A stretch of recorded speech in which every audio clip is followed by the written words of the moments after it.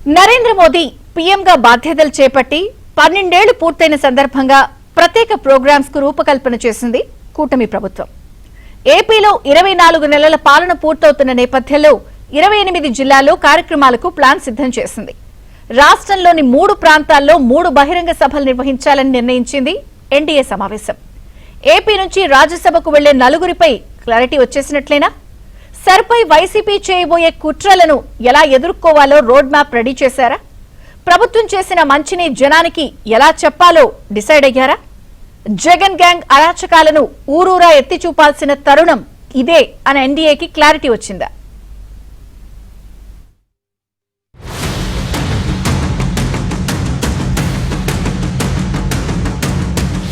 ముఖ్యమంత్రి చంద్రబాబు నివాసంలో సమావేశమయ్యారు ఎన్డీఏ నేతలు. టీడీపీ నుంచి ఏపీ అధ్యక్షుడు Palla Srinivasarao, Janasena chief deputy CM Pawan Kalyan, మంత్రి నాదెండ్ల, బీజేపీ నుంచి ఆ పార్టీ చీఫ్ మాధవ్ హాజరయ్యారు. 2 ఏళ్ల పాలనలో చేపట్టిన అభివృద్ధి సంక్షేమ కార్యక్రమాలను ప్రజల్లోకి ఎలా తీసుకువెళ్లాలనే అంశంతో పాటు అంశంపై 3 పక్షాల మధ్య సమన్వయం, రాజ్యసభ సభ్యుల వ్యూహంతో పాటు తాజా రాజకీయ పరిణామాలపై దాదాపు 1:45 నిమిషాల పాటు చర్చించారు నేతలు.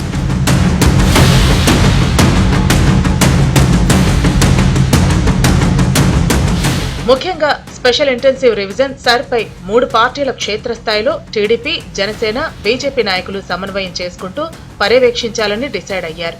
కూటమి సానుభూతి పరుల ఓట్లు ఉన్నాయా లేవా అనేది నిరంతరం పర్యవేక్షించాలని, త్వరలోనే 3 పార్టీలతో గ్రామ, జిల్లా, రాష్ట్ర స్థాయిల్లో కోఆర్డినేషన్ కమిటీలు వేయాలని నిర్ణయించారు. కూటమిలోని 3 పార్టీల మధ్య సమన్వయానికి మొదటి టెస్ట్ అని, at the same time YCP చర్యల పట్ల అలర్ట్ గా ఉండాలని, జగన్ బ్యాచ్ మన ఓట్లు తీసేసి వారి ఓట్లను చేర్చుకునే ప్రమాదం ఉందని అప్రమత్తం కావాలన్నారు. ప్రక్రియపై 3 పార్టీల నేతలకు అవగాహన తరగతులు ఏర్పాటు చేయాలని, ఎమ్మెల్యేలందరికీ పై ప్రత్యేక అవగాహన ఉండేలా చూడాలని ఎన్డీఏ నేతలు చర్చించారు. ప్రక్రియ జరిగేటప్పుడు ఎన్డీఏకు చెందిన ఎమ్మెల్యేలు నియోజకవర్గాల్లో మస్ట్ గా ఉండాలని, ప్రతిరోజు బీఎల్ఓల వెంట బూత్ లెవెల్ ఏజెంట్లు వెళ్లేలా చూసుకోవాల్సిన బాధ్యత శాసనసభ్యులదే అని ఎన్డీఏ సమావేశం అభిప్రాయపడింది.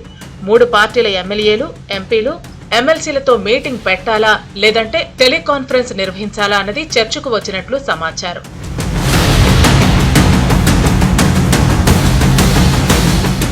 ఎన్డీఏ కూటమి అధికారంలోకి వచ్చి ఈ నెల 12 నాటికి 2 ఏళ్లు పూర్తవుతుంది. 2019 నుంచి 2024 వరకు జగన్ నేతృత్వంలోని వైసీపీ ప్రభుత్వం చేసిన విధ్వంసం, అరాచకాలను, అక్రమ అరెస్టులను చేసిన పంచాయతీలను, ఆ పార్టీ నేతల భూ ఆక్రమణలను ప్రజల్లోకి తీసుకువెళ్లేలా సమగ్ర కార్యాచరణ రూపొందించేందుకు కమిటీ ఏర్పాటుపై చర్చించారు ఎన్డీఏ నేతలు. అట్ ది సేమ్ టైం కూటమి 2 ఏళ్ల పాలనలో అమలు చేసిన కార్యక్రమాలను జనంలోకి తీసుకువెళ్లేలా కార్యక్రమాలు చేపట్టాలని డిసైడ్ అయ్యారు. ఈ నెల 9 నుంచి 20వ తేదీ వరకు ఏపీలోని 3 ప్రాంతాల్లో బహిరంగ సభలు నిర్వహించాలని సమావేశం తీర్మానించింది. సంక్షేమంపై ఈ నెల 9న తిరుపతిలో, గవర్నెన్స్ పై 12న, అభివృద్ధి అంశాలపై విశాఖలో, ఈ నెల 15న భారీ బహిరంగ సభలు నిర్వహించనున్నారు. 9వ తారీఖున తిరుపతిలో, 12వ తారీఖున అమరావతిలో, 15వ తారీఖున విశాఖపట్నంలో ఈ 3 సభలు కూడా నిర్వహించడమే కాకుండా వివిధ జిల్లాల్లో జిల్లా కార్యక్రమాల తర్వాత నియోజకవర్గ స్థాయిలో కూడా కూటమిలో పాల్గొన్న మా 3 పార్టీలు కూడా కలిసికట్టుగా క్షేత్రస్థాయిలో పర్యటించి దాదాపు 24 కార్యక్రమాలు, 24 మాసాల్లో మేము అందించిన అనేక అభివృద్ధి సంక్షేమ కార్యక్రమాలు 24 కార్యక్రమాలు కూడా 28 జిల్లాల్లో ఈ కార్యక్రమాలు నిర్వహించే విధంగా గౌరవ ముఖ్యమంత్రి గారు ఒక కార్యాచరణ రూపొందించమని చెప్పడం జరిగింది. అది తిరుపతిలో ఏదైతే సంక్షేమం ఉందో సంక్షేమం మీద పెద్ద ఎత్తున కార్యక్రమాలు చేయాలి.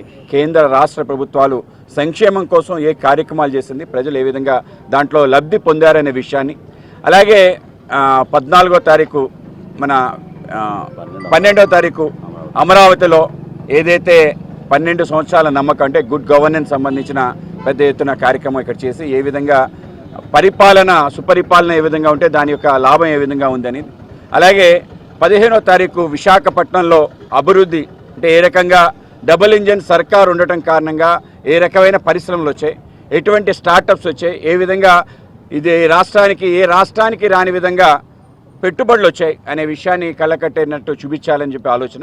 మమ్మల్ని వెనుపోటు పొడిచారు ఆనాటి ప్రభుత్వం చెప్పేసి భావిస్తానే ఉంది. కాబట్టి ప్రజలు అర్థం చేసుకుంటున్నారు ఈ 2 సంవత్సరాల కాలంలో ఉన్న ఆర్థిక పరిస్థితుల్లో ఏ విధంగా మేలు చేసేది ఈ ప్రభుత్వం అనేది ప్రజలు గుర్తించారని చెప్పేసి కూడా నేను సందర్భంగా తెలియజేస్తాను.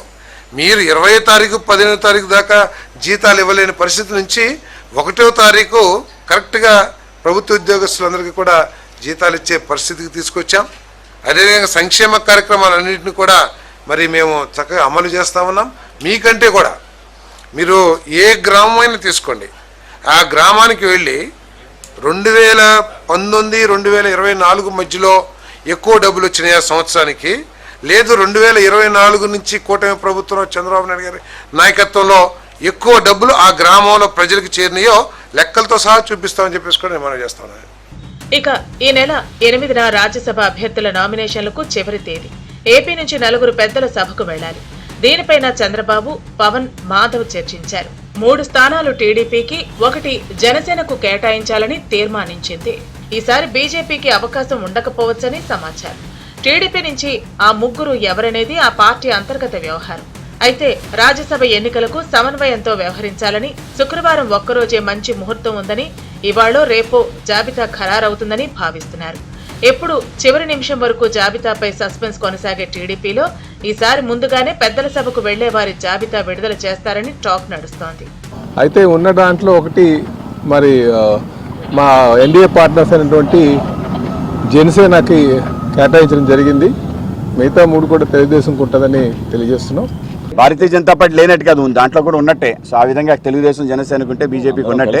సో ఆ విధంగా కలిసి ముందుకు వెళ్ళాలనుకున్నాం. ఆ విధంగానే గతంలో జరిగింది. 2 రాజ్యసభ సీట్లు కానీ ఎమ్మెల్సీలు కానీ ఆ విధంగా వచ్చింది. ఆ విధమైన ప్రయాణంతో ముందుకెళ్తాం. అది జనసేన పార్టీ అభ్యర్థి ఎవరు అనేది మా పార్టీ అధ్యక్షులు పవన్ కళ్యాణ్ గారు నిర్ణయిస్తారు. ఇంతకుముందే ఎన్డీఏ సమావేశంలో జనసేనకు ఒక సీటు కేటాయిస్తున్నట్టు గౌరవ ముఖ్యమంత్రి గారు, అదేవిధంగా పవన్ కళ్యాణ్ గారు, అదేవిధంగా కేంద్ర ప్రభుత్వంలో ఉన్న పెద్దలు కూడా మాట్లాడారు. కాబట్టి ఆ నిర్ణయానికి వచ్చినప్పుడు తప్పకుండా రాబోయే రోజుల్లో ఆ నిర్ణయం తీసుకుంటారు.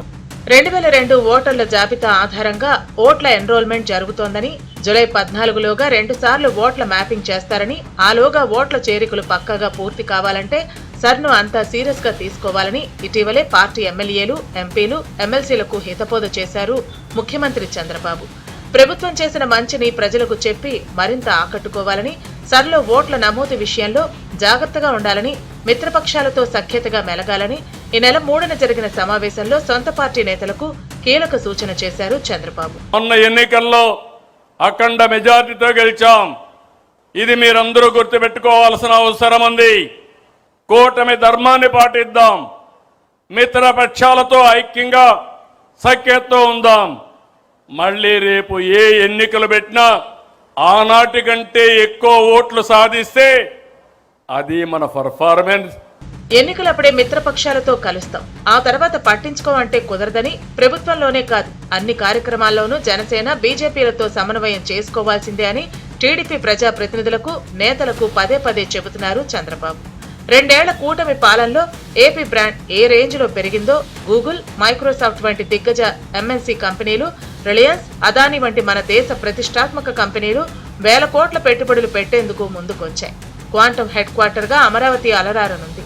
రాష్ట్ర రాజధాని నిర్మాణ పనులు, పేదలకు అందుతున్న సంక్షేమ పథకాలు, ఇలా చంద్రబాబు నేతృత్వంలోని కూటమి సర్కారు చేస్తున్న మంచిని ప్రచారం చేయాల్సిన బాధ్యత టీడీపీ, జనసేన, బీజేపీ నాయకులు, కార్యకర్తలపై ఉంది. ఈ 3 పార్టీలపై తప్పుడు ఆరోపణలు, అభండాలు మోపుతున్న జగన్ గ్యాంగ్ అరాచకాలను ఊరూరా ఎత్తి చూపాల్సింది.